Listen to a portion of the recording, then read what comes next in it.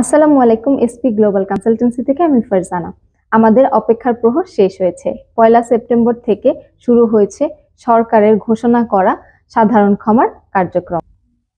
অনেকেই আমাদের কাছে সাধারণ ক্ষমা সম্পর্কে জানতে চেয়েছেন, তাই তাদের জন্য আজকের এই ভিডিওতে আমি বিস্তারিত আলোচনা করব। তাই দয়া করে ভিডিওটি স্কিপ না করে সম্পূর্ণ দেখার অনুরোধ রইল। যারা ভিজিট ভিসাতে এসেছিলেন কিন্তু ভিসা করতে পারেননি, ওভারস্টে হয়েছে, ফাইন এসেছে অথবা ব্লক বা অ্যাবসকন্ড হয়েছে, তাদের জন্য রয়েছে এখন নতুন করে ভিসা করার সুযোগ।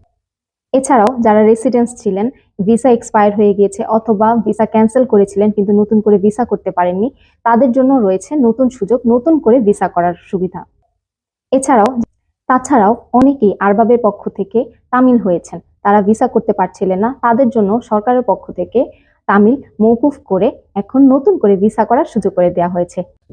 যাদের এখন লাইসেন্সে